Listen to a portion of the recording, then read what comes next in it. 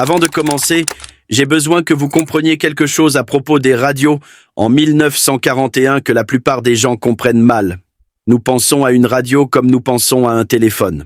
Vous la prenez, vous parlez, l'autre personne vous entend. Simple. Mais ce n'est pas ainsi que fonctionnait la radio militaire au début de la Seconde Guerre mondiale. La radio militaire en 1941 ressemblait davantage à crier dans un stade bondé. Chaque émetteur et chaque récepteur fonctionnaient sur une fréquence. Et ces fréquences dérivaient. Elles variaient. Les circuits d'accord, construits avec des bobines de fil et de minuscules condensateurs, changeaient avec la température, avec l'humidité, avec les vibrations. Un poste radio dans un char cahotant à travers un champ à 50 km/h n'était pas le même poste que celui qui reposait sur un établi dans un laboratoire. Sa fréquence bougeait. Et lorsque deux radios s'écartaient, ne serait-ce que de quelques kilohertz, la conversation prenait fin. Les voix se dissolvaient en parasites. Le commandant perdait le contact avec sa section. L'observateur d'artillerie ne pouvait pas joindre la batterie. Le pilote de chasse n'entendait plus le contrôleur au sol. Dans le chaos du combat, une radio qui dérivait équivalait à l'absence totale de radio. Il n'y avait exactement qu'un seul matériau sur Terre capable d'arrêter cette dérive. Un minéral si commun qu'il constitue 12% de la croûte terrestre, pourtant si difficile à utiliser sous la forme requise que l'armée américaine tout entière faillit s'effondrer en essayant d'en obtenir suffisamment. Ce matériau était le quartz. Pas le quartz laiteux et trouble que l'on trouve dans une allée de gravier. Pas l'améthyste violette que votre grand-mère gardait sur une étagère. Du quartz de qualité radio, optiquement clair, structurellement parfait, exempt de maclage interne, extrait de filons profonds dans les montagnes d'un seul pays, de l'autre côté de l'équateur, le Brésil. C'est une histoire à propos d'une pierre qui a gagné la guerre. La physique qui rend le quartz utile pour la radio fut découverte en 1880 par deux frères français, Jacques et Pierre Curie. Ils découvrirent que lorsqu'on appliquait une pression mécanique à certains cristaux, dont le quartz, le cristal générait une tension électrique. Et inversement, lorsqu'on appliquait une tension électrique au cristal, il vibrait à une fréquence mécanique précise. Ils appelèrent ce phénomène la piézoélectricité, du grec piézéin, pressé. Ce fut une curiosité pendant des décennies, une astuce de laboratoire qui impressionnait les physiciens et ennuyait tout le monde. La Première Guerre mondiale offrit le premier indice que la piézoélectricité pourrait avoir des applications militaires. Le physicien français Paul Langevin utilisa des cristaux de quartz dans des transducteurs sonars pour détecter les sous-marins allemands. Les cristaux convertissaient les signaux électriques en ondes sonores qui se propagèrent dans l'eau et convertissaient les échos de retour en signaux électriques. Cela fonctionna, bien que la technologie soit arrivée trop tard pour influencer l'issue de la guerre. Mais le principe était établi. Le quartz n'était pas seulement un spécimen géologique, c'était un pont entre le monde mécanique et le monde électrique, un traducteur entre vibration et tension. La question était de savoir si quelqu'un découvrirait quoi d'autre en faire. Puis la radio arriva. Au début des années 1920, alors que la radiodiffusion commerciale explosait à travers l'Amérique, les ingénieurs réalisèrent qu'ils avaient un problème. Les stations de radio étaient censées émettre sur des fréquences assignées, mais leurs émetteurs dérivaient. La station KDKA à Pittsburgh dérivait sur la fréquence d'une station à Cleveland. Les signaux se chevauchaient, produisant un hurlement infernal qui poussait les auditeurs à éteindre leur poste. La solution, découverte presque simultanément par plusieurs ingénieurs, fut d'utiliser une fine plaquette de cristal de quartz comme élément de contrôle de la fréquence dans le circuit oscillateur de l'émetteur. Le cristal vibrait à une fréquence spécifique unique, déterminée par son épaisseur et l'angle selon lequel il avait été taillé dans la pierre-mère. Tant que le cristal était intact, la fréquence tenait. Elle ne dérivait pas avec la température. Elle ne variait pas avec l'humidité. C'était une encre dans un océan de chaos électromagnétique. En 1928, Warren Marrison des laboratoires Bell Telephone poussa le principe plus loin et construisit la première horloge à quartz, un dispositif si précis qu'il pouvait garder le temps à une seconde près en 30 ans. L'oscillateur à quartz n'était plus seulement un composant radio, il devenait le cœur battant de l'électronique de précision. Les radioamateurs, les hams, adoptèrent rapidement le contrôle par quartz. À la fin des années 1920, un amateur pouvait acheter un cristal de quartz taillé pour une fréquence spécifique et le brancher sur son émetteur artisanal. Le cristal maintenait la fréquence comme un pieu enfoncé dans le sol. La technologie était élégante. Elle était aussi, à ce moment-là, complètement sans importance pour l'armée américaine. C'est ici que commence l'échec de l'imagination. Le Signal Corps de l'armée américaine, l'organisation responsable des communications militaires, comprenait parfaitement que les radios contrôlées par quartz étaient supérieures. Ils connaissaient la physique, ils avaient testé la technologie, mais ils savaient aussi que les radios contrôlées par quartz nécessitaient un cristal pour chaque fréquence sur laquelle la radio devait fonctionner. Un poste radio tactique pouvant basculer entre 20 canaux nécessitait 20 cristaux distincts, chacun taillé et meulé pour une fréquence précise différente. Ce n'était pas comme produire en masse des balles ou des boulons. Chaque cristal était essentiellement un instrument de précision fabriqué à la main. Avant la guerre, toute l'industrie américaine du cristal se composait d'environ 15 petites entreprises, la plupart n'étant guère plus qu'un homme avec une scie à diamant et une meule dans une arrière-salle. Ensemble, elles produisaient au plus 100 000 cristaux par an. Le Signal Corps regarda ces chiffres, regarda l'ampleur de l'armée qu'ils auraient à construire si la guerre arrivait, et prit une décision qui allait les hanter pendant les 4 années suivantes. Ils s'engagèrent quand même dans le contrôle par quartz. Ils prirent un risque. Chaque nouveau poste radio conçu pour l'armée, du camion de communication mobile SCR 299 au talkie-walkie portatif SCR 300 développé par Galvin Manufacturing, l'entreprise qui deviendra plus tard Motorola, fut conçu autour d'oscillateurs à quartz. Les spécifications exigèrent des cristaux. Les circuits nécessitèrent des cristaux. Sans eux, les radios étaient des presse-papiers coûteux. Le Signal Corps avait parié toute l'architecture des communications de l'armée américaine sur un composant qui ne pouvait être produit dans des quantités approchant même de loin celles qui seraient nécessaires.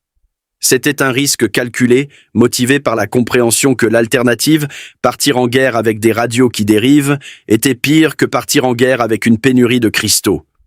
Comme un officier le dit plus tard, sans cristaux, vous avez une radio, avec eux des communications. Les chiffres racontent l'histoire du désastre. Lorsque les États-Unis entrèrent en guerre en décembre 1941, l'armée avait besoin de millions de cristaux, pas de milliers, des millions. Chaque talkie-walkie SCR 300 nécessitait des cristaux. Chaque handi-talkie SCR 536 en nécessitait. Chaque radio de char, chaque radio d'avion, chaque équipement de communication navale, chaque unité radar nécessitait des cristaux. Les seules forces aériennes de l'armée consommaient des cristaux à un rythme qui éclipsait toute la production d'avant-guerre. La demande totale en temps de guerre allait finalement atteindre plus de 70 millions d'unités de cristaux.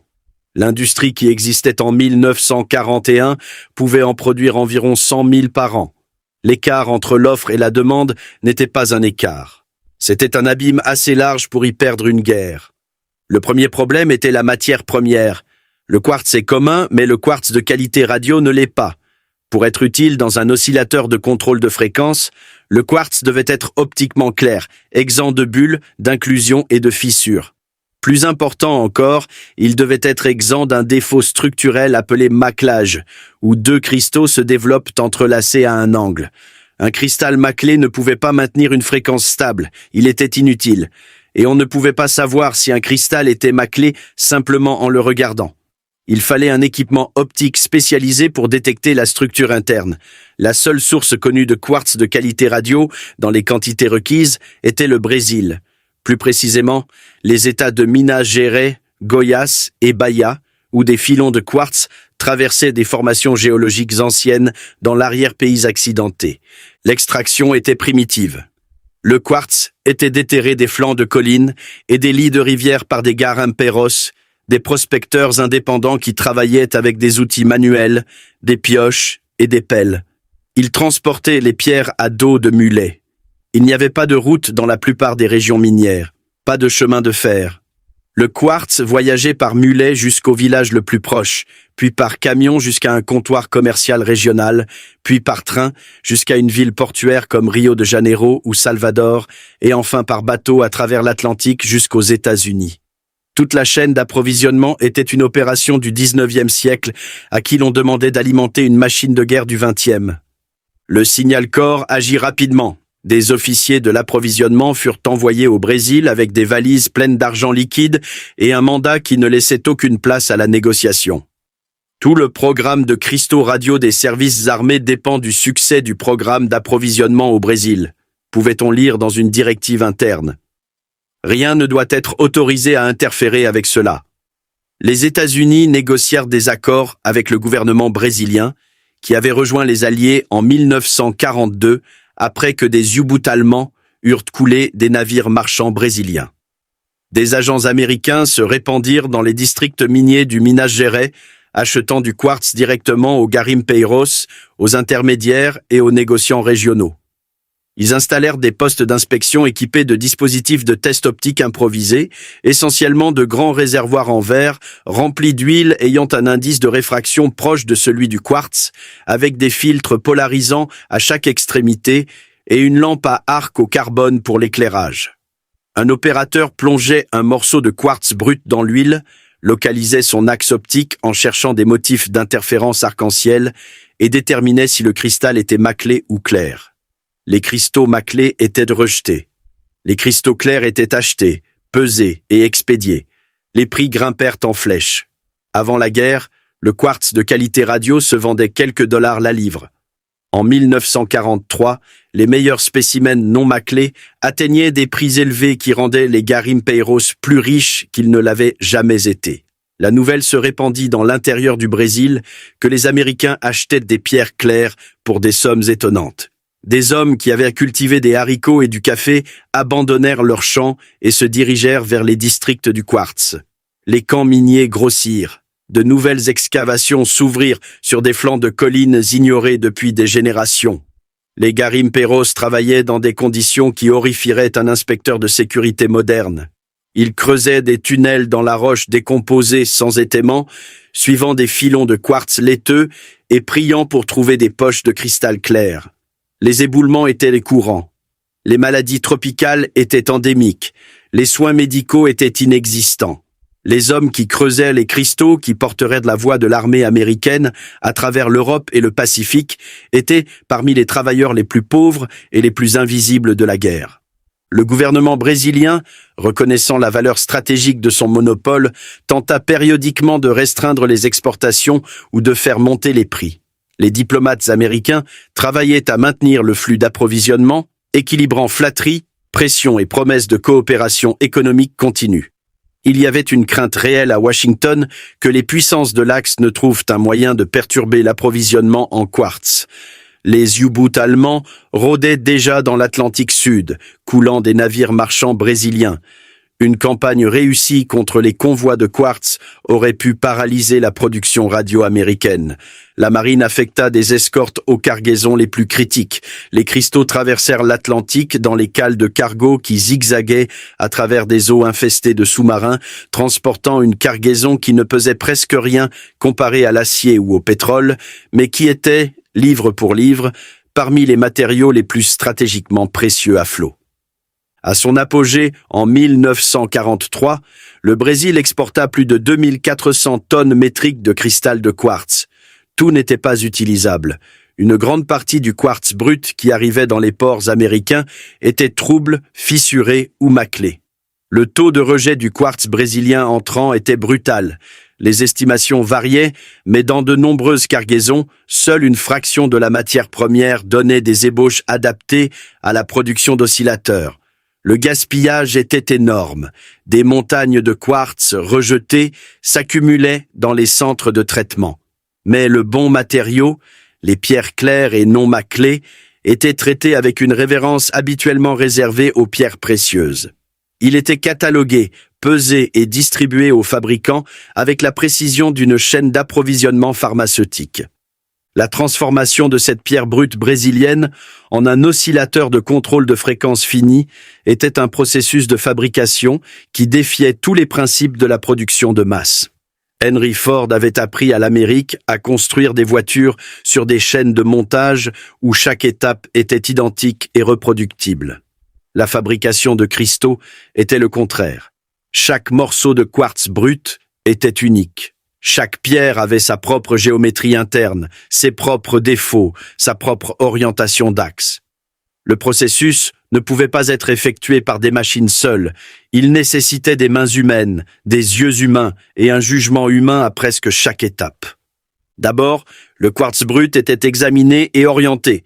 Les propriétés électriques d'un cristal de quartz dépendent entièrement de l'angle selon lequel la plaquette est coupée par rapport à l'axe interne du cristal. Deux coupes spécifiques dominèrent la production de guerre. La coupe A-T, tranchée à un angle d'environ 35 degrés 15 minutes par rapport à l'axe optique, produisait un cristal relativement stable sur une plage de température. La coupe BT, à un angle différent, était utilisée pour d'autres gammes de fréquences. Se tromper d'angle ne serait-ce que d'une fraction de degré produirait un cristal qui dériverait, annulant tout son intérêt. Un équipement de diffraction au rayon X était utilisé pour orienter la pierre brute avant la coupe. Chaque morceau de quartz devait être analysé individuellement. Puis venait le sciage. Des scies à champ diamanté, de fines lames enduites de poudre de diamant industriel, découpèrent le quartz orienté en plaquettes appelées ébauches. Les scies étaient lentes. Le quartz est dur, 7 sur l'échelle de Mohs, plus dur que l'acier. Une seule coupe pouvait prendre des heures. Les salles de sciage sentaient l'huile de coupe et la poussière minérale chaude. Le bruit était un gémissement aigu constant qui pénétrait les protections auditives. Les ouvriers restaient à leur poste pendant des quarts de 10 heures, alimentant les scies avec le quartz avec la patience de chirurgiens. Après le sciage, les ébauches étaient rodées, meulées entre des plaques plates avec une boue abrasive pour les amener à une épaisseur approximative. Et puis le véritable travail d'artisanat commençait. Chaque ébauche devait être meulée à une épaisseur finale correspondant à une fréquence précise. La relation entre épaisseur et fréquence était inverse. Plus mince signifiait fréquence plus élevée.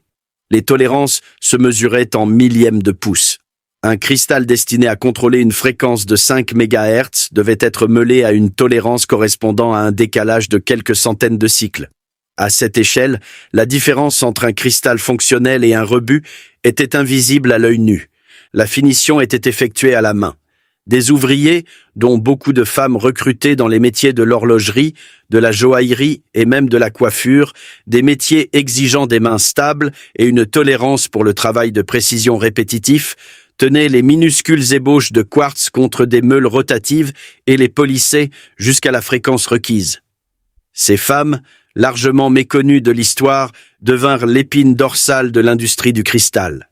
Elles étaient assises à des établis sous des lumières vives pendant des quarts de 10 ou 12 heures, tenant des ébauches de la taille d'un timbre-poste contre des disques tournants, enduits d'abrasifs fins, écoutant le changement de hauteur du meulage à mesure que le cristal s'amincissait. Elles testaient constamment, plaçant le cristal dans un circuit oscillateur de test et comparant sa fréquence de sortie à une référence. S'il était trop épais, la fréquence était trop basse. Elle meulait plus. Si elle meulait trop, la fréquence devenait trop élevée et le cristal était mis au rebut. Il n'y avait aucun moyen d'ajouter de la matière.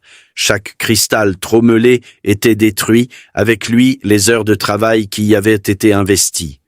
Un moment d'inattention, une main qui appuyait trop fort et une journée de travail disparaissaient. Les taux de rebut dans les premiers mois de production étaient catastrophiques. Certains fabricants rapportèrent que la moitié ou plus de leurs ébauches étaient ruinées pendant la finition. Le fardeau psychologique était significatif. Ces ouvriers savaient que chaque cristal qu'ils détruisaient était un canal radio qu'un soldat n'aurait pas. L'industrie qui grandit pour répondre à cette demande était différente de tout ce que la fabrication américaine avait connu. En 1943, environ 130 entreprises produisaient des oscillateurs à cristal.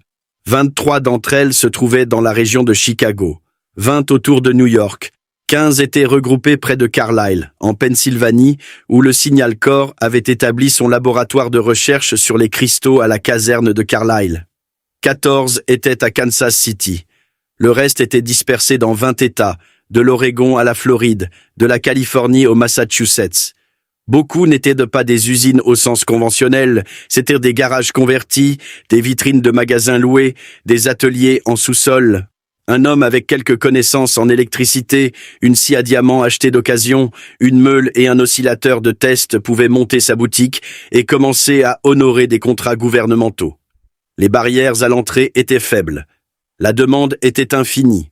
Les marges bénéficiaires étaient attractives. Et les connaissances techniques, bien que spécialisées, pouvaient être acquises. Un premier fabricant utilisait le piano familial comme oscillateur d'interpolation pour mesurer les fréquences. Il frappait une touche, écoutait la note et la comparait à la fréquence de sortie du cristal testé. C'était rudimentaire. C'était aussi, dans les premiers mois désespérés de la guerre, le meilleur dont il disposait. D'autres comptaient sur des oscillateurs audio fabriqués par une petite entreprise californienne appelée Hewlett-Packard, une firme qui avait été fondée dans un garage de Palo Alto 2 ans plus tôt par 2 diplômés en ingénierie de Stanford. L'oscillateur audio HP200A, conçu à l'origine pour les tests audio, se révéla être un instrument idéal pour la mesure de fréquence des cristaux.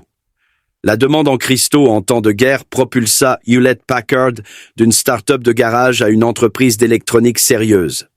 La même guerre qui créa l'industrie du cristal propulsa également l'une des entreprises technologiques les plus importantes du XXe siècle. Le quartier général du Signal Corps, à Washington, tentait de coordonner cette constellation chaotique de producteurs.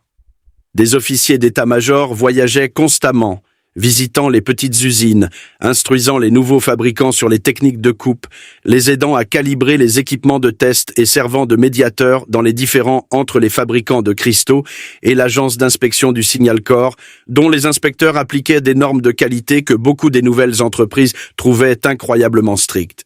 Galvin Manufacturing, qui avait désespérément besoin de cristaux pour sa production de talkies-walkies, fut enrôlé pour aider à coordonner l'effort.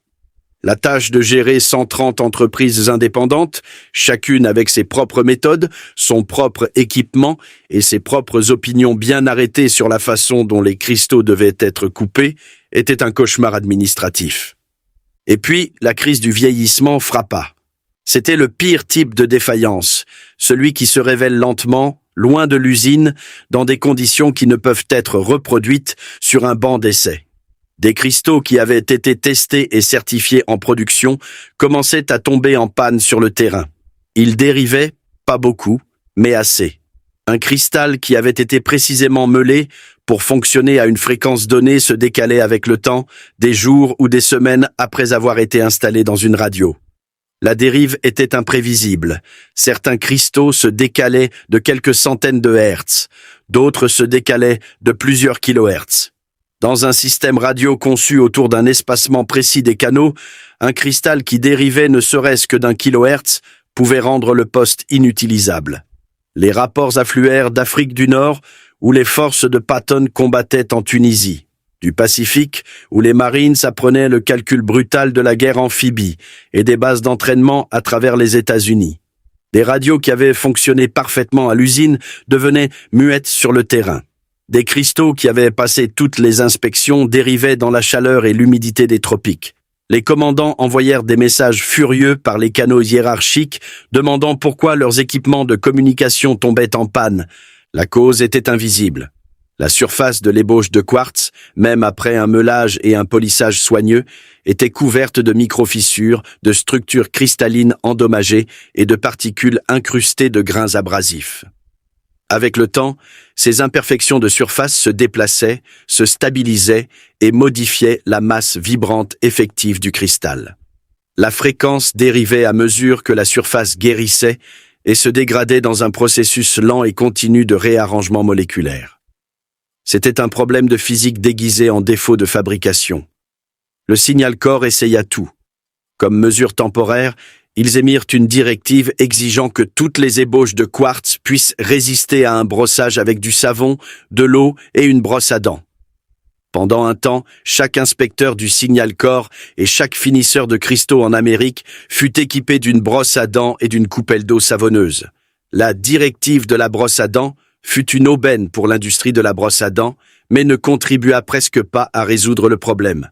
La vraie solution vint de la physique. Des chercheurs du laboratoire du Signal Corps à Fort Monmouth, dans le New Jersey, et des laboratoires Bell Telephone découvrirent que si l'ébauche de cristal fini était immergée dans de l'acide fluorhydrique, un produit chimique si dangereux qu'il pouvait dissoudre le verre et brûler la peau jusqu'à l'os, provoquant un arrêt cardiaque s'il était absorbé en quantité suffisante, l'acide éliminait par gravure la couche superficielle endommagée. Il dissolvait les microfissures. Il enlevait les particules abrasives incrustées. Il lissait la face du cristal à une uniformité moléculaire que le polissage mécanique ne pouvait jamais atteindre. La fréquence cessa de dériver. La gravure fonctionnait, mais elle introduisit un tout nouveau défi de fabrication. Le processus de gravure enlevait de la matière de la surface, augmentant la fréquence. Les ingénieurs durent apprendre à meuler les ébauches légèrement plus épaisses, en tenant compte de la matière que l'acide enlèverait, puis à les graver jusqu'à la fréquence finale. C'était comme construire une statue en la sculptant légèrement trop grande, puis en la dissolvant aux proportions correctes par une application contrôlée d'acide. Les tolérances devinrent encore plus exigeantes et l'utilisation d'acide fluorhydrique dans des douzaines de petits ateliers employant des ouvriers avec une formation chimique minimale était un cauchemar de sécurité qui défie l'imagination moderne. L'acide fluorhydrique ne se comporte pas comme les autres acides. Il ne brûle pas la peau au contact d'une manière que l'on ressent immédiatement. Il pénètre sans douleur puis attaque le calcium dans les os. Les ouvriers manipulant l'acide devaient être formés à des protocoles que beaucoup des petits ateliers étaient à peine équipés pour mettre en œuvre. Fin 1943 et en 1944, l'industrie du cristal avait mûri. La gravure fut adoptée dans toute l'industrie. Après des mois de résistance de la part des fabricants qui ne voulaient pas modifier leur processus ou renégocier leurs contrats, la qualité s'améliora radicalement. La production monta en flèche. À son apogée, l'industrie américaine du cristal produisait des millions d'unités par mois. À la fin de la guerre, plus de 70 millions d'unités d'oscillateurs à quartz avaient été fabriquées pour l'armée américaine. 70 millions pour une industrie qui produisait 100 000 par an avant la guerre. C'était une explosion de la fabrication qui éclipsait tout ce que le monde du cristal avait jamais connu. Et chacun de ces 70 millions de cristaux avait commencé comme une pierre extraite d'une colline au Brésil par un homme avec une pioche et une mule. L'impact sur le champ de bataille n'était pas dramatique de la même manière qu'un nouveau char ou un nouveau bombardier peut l'être. On ne pouvait pas voir le cristal de quartz fonctionner. Il se trouvait à l'intérieur de la radio, une minuscule plaquette prise en sandwich entre deux électrodes métalliques dans un boîtier scellé, vibrant des milliards de fois sans se plaindre.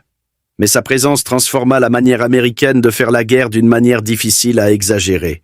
Considérez la Normandie.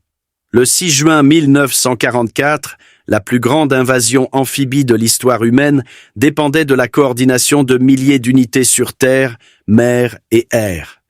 Les parachutistes largués derrière les lignes ennemies devaient se contacter dans l'obscurité. Les navires de soutien de tir naval devaient communiquer avec les observateurs avancés sur la plage. Les compagnies d'infanterie devaient parler à leur quartier général de bataillon. Les sections de chars devaient se coordonner avec l'infanterie qu'elles soutenaient. Les chasseurs bombardiers avaient besoin de vecteurs des contrôleurs au sol pour frapper des cibles parfois à seulement quelques centaines de mètres des forces amies. Chacun de ces liens de communication dépendait de radios contrôlées par quartz, restant sur leur fréquence. Si les cristaux dérivaient, les liens se rompaient. Si les liens se rompaient, l'invasion se désagrégeait. Les cristaux tinrent. Dans le Pacifique, les distances étaient encore plus grandes et les conditions plus éprouvantes. L'humidité faisait tout pourrir. L'air salin corrodait les contacts. La chaleur cuisait l'électronique à l'intérieur de ces boîtiers. Les oscillateurs à quartz devaient fonctionner dans la chaleur de la jungle, sous les pluies tropicales, dans les embruns salés des débarquements amphibies. Les cristaux gravés, ceux produits après que la crise du vieillissement eût été résolue, fonctionnèrent remarquablement bien. Ils maintinrent leur fréquence sur des plages de température qui auraient vaincu n'importe quel circuit oscillateur LC. Le SCR 300, la radio FM à dos d'homme qui devint l'emblématique dispositif de communication du théâtre européen, était contrôlé par Quartz. Il donna à l'infanterie américaine une capacité de coordination qu'aucune autre armée sur Terre ne pouvait égaler. Lorsqu'on demanda plus tard à des vétérans de la guerre ce qui avait fait la différence, certains donnèrent des réponses qui surprirent les historiens. « Nous étions lourdement armés », se souvint un soldat, « et nous avions des cristaux. » Les Allemands avaient aussi des cristaux de quartz. Ils avaient été parmi les premiers à adopter la radio contrôlée par quartz, et la technologie allemande du cristal était à bien des égards plus avancée que la technologie américaine au début de la guerre. Mais l'industrie allemande du cristal était plus petite, concentrée dans moins d'installations. Et à mesure que la guerre avançait et que les bombardements stratégiques alliés perturbaient les chaînes d'approvisionnement et détruisèrent les usines, la qualité et la quantité des cristaux allemands se détériorèrent. L'Allemagne n'avait pas accès au quartz brésilien. Elle dépendait de gisements européens plus petits qui ne pouvaient égaler le volume ou la qualité de la production brésilienne. Le programme de cristaux japonais était encore plus contraint, limité à la fois par la pénurie de matières premières et par une base de fabrication qui n'atteignit jamais l'échelle des Américains. Aucune des puissances de l'Axe n'avait accès à l'approvisionnement en quartz brésilien que les États-Unis avaient sécurisé grâce à leur alliance diplomatique avec le gouvernement Vargas, et aucune n'avait la base de fabrication pour produire des cristaux par dizaines de millions. Le résultat fut une asymétrie qui devint plus prononcée chaque mois de la guerre. Les communications radio américaines devinrent plus fiables, plus précises et plus abondantes. Alors que la production de cristaux montait en flèche, les communications allemandes et japonaises se dégradèrent. Leurs radios dérivaient, leurs canaux se chevauchaient, leur coordination en souffrait. Le fossé des cristaux, invisible et non mesurable par aucune métrique standard de la puissance militaire, fut l'une des asymétries silencieuses qui firent pencher la guerre du côté des Alliés. Vous ne le trouverez pas mentionné dans la plupart des histoires de la guerre. Il n'y a pas de photographie dramatique d'un cristal de quartz. Il n'y a pas de citation célèbre à son sujet par Eisenhower ou Patton. Mais il était là, à l'intérieur de chaque radio, maintenant la fréquence, gardant le canal ouvert, rendant la conversation possible. Le développement de l'industrie de l'oscillateur à quartz fut plus tard décrit comme la deuxième plus grande entreprise scientifique et industrielle de la guerre après le projet Manhattan. La comparaison est pertinente, non pas à cause du coût, bien que le programme du cristal ait été extrêmement coûteux, mais à cause de l'échelle de la mobilisation scientifique. Des physiciens, minéralogistes, ingénieurs.